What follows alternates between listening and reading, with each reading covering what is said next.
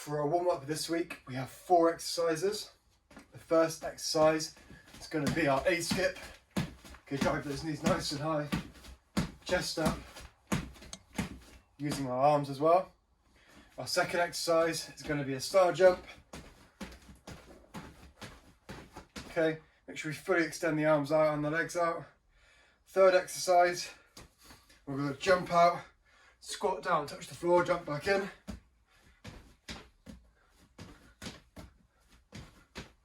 Okay, head and chest up, feet flat on the floor, and we're trying to get our palm of the hand on the floor. Fourth exercise, it's going to be our shoulder taps, back nice and straight, hands underneath our shoulders, alternating sides. Okay, so you're going to do those 4 exercises.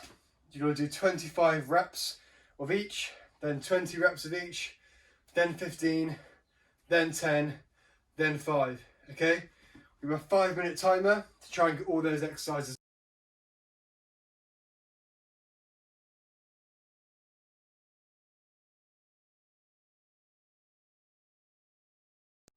Most of you by now can perform a bodyweight squat, okay, or should be able to perform a bodyweight squat. That's a bilateral exercise because it's using both of our legs. What we're going to work towards is a single leg squat, okay? That's a unilateral exercise because it's only using one limb. I'll give you a quick demo. So that there is what we eventually want to work up towards, okay? A full single leg squat or pistol squat. We're going to work through 3 variations today to help improve that. First one we're going to do, so I'm just using a bench here, but you can use a chair or a sofa. Okay, stand relatively close to the bench. I'm going to start on my right leg. I'm going to extend my left leg out in front. First exercise what I'm going to do is I'm going to work on the downwards phase of that movement. So from there, with control, I'm going to slowly work down, bring this foot back in, and then stand up. Okay, you want to try and go as slowly as you can with this exercise, as much control as possible. And then back up. The second exercise we're going to do is working on the upwards phase. So have his foot flat on the floor again, extend one leg out in front, and also be working on this upward phase. Okay, and we can start to add in a bit of speed now. Okay. Up. Then we're going to rest, put this foot down, and sit down. Back out, up, bring this foot in, sit back down.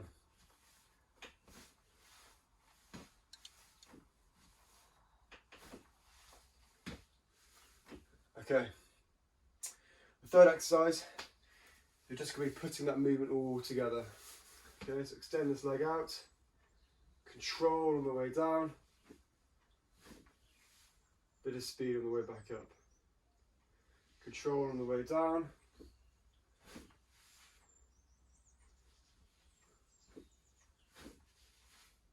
And eventually we'll be able to work up to performing a full pistol squat. Okay.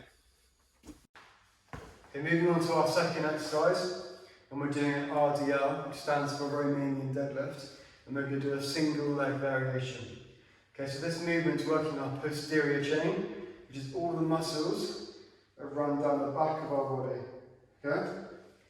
It's also a movement that requires our hips to hinge. Okay, so it's a hip hinging movement. We're going to bring one knee up, slight bend in our leg that's on the floor, and we're going to fire this leg back behind us. Okay, maintaining tension in our hamstrings and in our glutes. And we're going to bring this knee back up and back out, okay? Nice and controlled. You can have your arms up to the side to help balance. Okay, what I don't want to see when you're doing this, turning this leg back, is for your other knee to start bending, okay? You want to try and maintain that slight bend in that knee.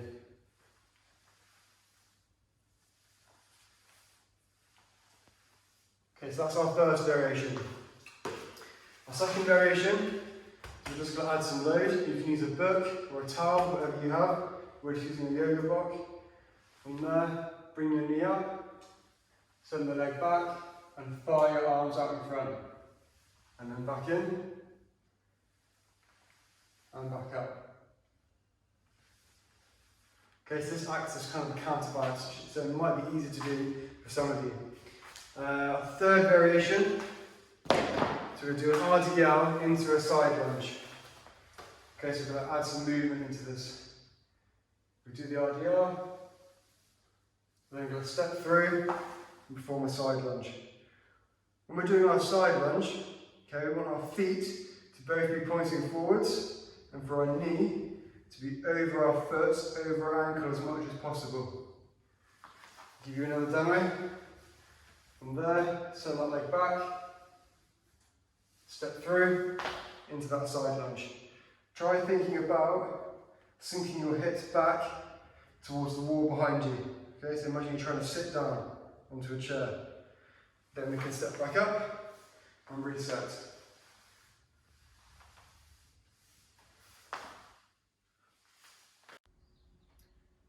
Moving on to some flexibility and mobility work now.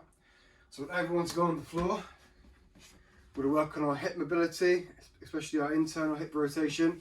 I want you to get into this position with our toes off the floor, heels on the floor, chest up, so keeping a good posture. Put our hands out in front. We're then going to internally rotate our right knee while externally rotating our left one all the way over until we get into this 1990 position, okay? From there we can put our hands on the floor and we're going to lean forwards, pulse over this front foot and back up and back down again, then back up. Then we're going to rotate back up to the centre, so externally rotating this leg all the way around, back to the centre, and then we're going to go the other way, okay? So rotate over. From there we're going to pulse down. You don't have to use your hands if you don't need to. If you want to, you can have them there to help. Looking forwards, 2 pulses, and then back to the centre. Okay, so I want you to spend 60 seconds doing that. Then we're going to go into our adductor stretch. Hands flat on the floor, we're going to bring one leg out to the side. Keep it in line with our front knee and keep this back leg straight on the floor. And from there, we're going to hold this stretch for 60 seconds. To make it more intense, we can drop our elbows to the floor. We can take the leg out even further. We can reach over to one side. Okay, we can also add in some movement here. We can pulse forwards and then pulse backwards, okay? 60 seconds here. And then once you've done that, we'll change sides and do 60 seconds on the right.